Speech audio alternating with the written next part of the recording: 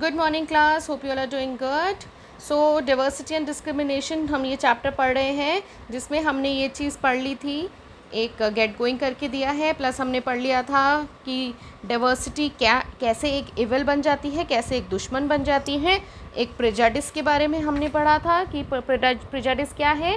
किसी कम्युनिटी को लेके हमने अपने दिमाग में एक धारणा बना ली है, एक ओपिनियन उनके बारे में, उनकी तरफ कुछ एटीट्यूड को फॉर्म कर दिया करके रखा हुआ है पहले से, बजाय उनको जाने। ठीक है।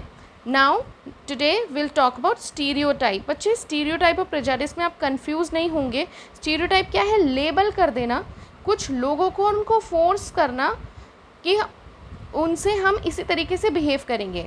जैसे कि हम कह सकते हैं कि जैसे हम गांव में जाते हैं ना, वहाँ पे हम देखते हैं कुछ लोग, कुछ रेस, कुछ कलर के लोग ऐसे हैं जिनको यही कहा जाता है कि इनका तो काम, ये लोग तो काम ही है इनका कि ये सिर्फ ये सफाई ही करेंगे या आपके घर का कूड़ा ही फेंकेंगे, है ना। तो ये क्या है? ये एक तरीके से लेबल कर दिया है लोगों को। ठीक है। या इसका एक बेस्ट एग्जांपल है जैसे कि बॉय और गर्ल, है ना। ये दिमाग में बॉय और गर्ल की, ठीक है जी, blue colour is for boy and pink colour is for girl. तो ये क्या है? ये स्टीरियोटाइप सोच है। ठीक है, स्टीरियोटाइप इसको कहा जाता है, स्टीरियोटाइप सोच। जैसे कि ये बोल दिया कि ठीक है भाई, दिस इज़ अ बॉय, सो ये तो घर के बाहर जाके काम करेगा, गर्ल है तो ये तो घर में ही रहेगी। ठीक है। सो जेंडर के बेसिस पर भी जो एक धारणा हमारे दिमाग में ऑलरेडी बनी हुई है, ये वो भी क्या होती है? That is also called stereotype. That is the best example to explain stereotype. ये एक है, इसको आप लोग पढ़ोगे, प्लस जब मैं अभी वेंसडे को आपकी ऑनलाइन क्लास लूँगी तब आप इसको मुझे पूछ सकते हो कि ये क्या चीज़ है। ठीक है। सो स्टीरियोटाइप सिर्फ आपको जेंडर के बेसिस पे ही नहीं, बल्कि आपके रेस, आपकी रेसिस, आपकी जाति, ठीक है, रेस, कलर, रिलीजन, रीजन, ठीक है, कैसे ये बिलोंग करते हैं। Next we have is discrimination. Discrimination equality जो होती है ना, कि बराबर, समानता, सबको समझना, उसका ऑपोजिट होता है डिस्क्रिमिनेशन, कि सबको समान ना समझना। ठीक है। Discrimination refers to the action taken on the basis of prejudice and stereotype. ठीक है। अब असमानता किस बेसिस पे होती है? स्टीरियोटाइप एंड प्रेजुडिस के बेसिस पे। ठीक है। So we can say that stereotype and prejudice leads to discrimination. For example, people refusing to give their houses on rent to the people from a particular region or religion, believing that they are violent and will perform illegal activities, है ना। अब ये वाली चीज़ क्या है? हमने एक दिमाग में पहले से बना के रखा है, तो ये क्या हुआ? प्रेजुडिस एक सोच हो गई कि ये यहाँ से ये लोग बिलोंग करते हैं तो डेफिनेटली ये लोग वायलेंट होंगे और इलीगल एक्टिविटीज़ करेंगे। ठीक है। तो इस चीज़ ने क्या हुआ? प्रेजुडिस ने डिस्क्रिमिनेशन को जन्म दिया, इनइक्वालिटी को जन्म दिया। ठीक है। और ये एक है बेटा, right whether the following statement depict, ये अभी आप लोग करेंगे, उसके बाद क्विक रिवीजन हम करेंगे। Now will talk about caste system. So what is the caste system? कितने कास्ट हैं हमारे कंट्री में? Brahmin, Kshatriyas, Vaishya, Shudras. The upper three caste were respected but the Shudras were looked down upon. ठीक है।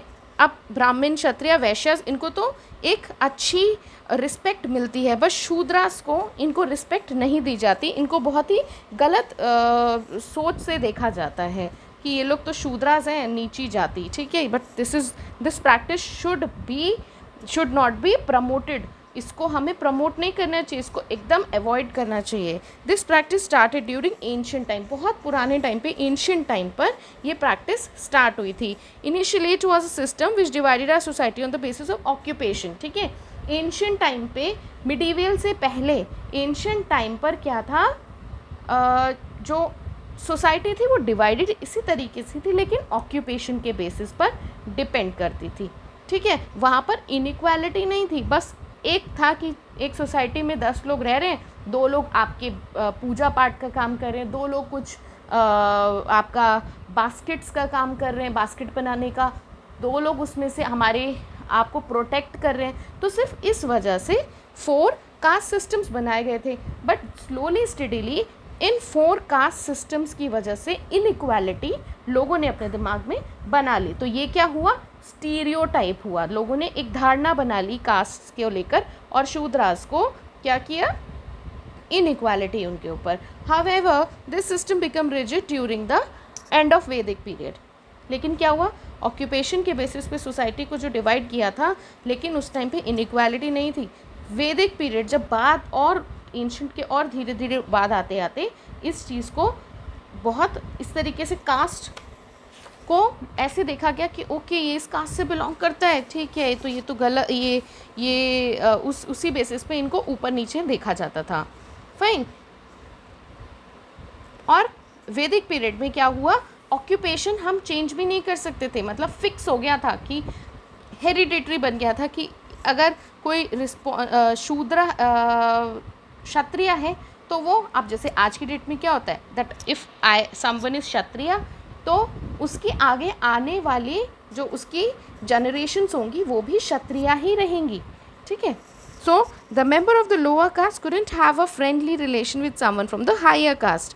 People who performed activity like cleaning, washing, cutting hair, ठीक है, इन सबको क्या कहा गया, शूद्र कहा गया। और ये लोग को नीचे की, ये लोग तो गंदे लोग हैं और दे आर नॉट, उनको अपने साथ बिठाया नहीं गया, उनके साथ उनको मंदिर में जाना अलाउ नहीं किया गया, ठीक है, ये सब कुछ किया गया। तो कास्ट सिस्टम क्या था, the caste system weakened our society, उसने हमारी सोसाइटी को वीक किया और हेटर्ड, मतलब एक दूसरे से नफ़रत को पैदा किया। However there were few people who work for the betterment of Shudras, जैसे कि शूद्रास के अच्छे के लिए, जैसे कि महात्मा गांधी।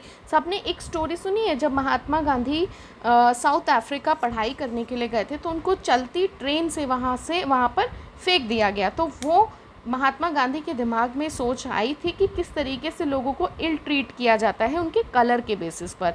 यही वजह, इसी रीज़न से उन्होंने शूद्रास के लिए बहुत ज़्यादा काम किया। उसके बाद ज्योतिराव गोविंदराव फुले, ठीक है, अ सोशल रिफॉर्मर, महाराष्ट्र से थे, जिन्होंने कास्ट सिस्टम के अगेंस्ट बहुत ही ज़्यादा काम किया।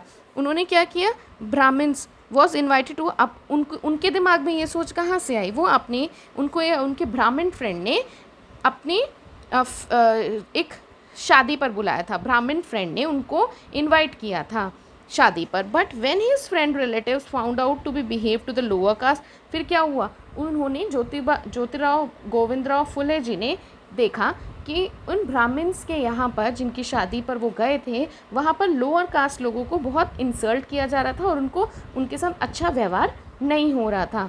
तो उनको बहुत बुरा लगा, उनका एक बहुत ही पेनफुल एक्सपीरियंस था जिसको उन्होंने अपने फादर से शेयर किया।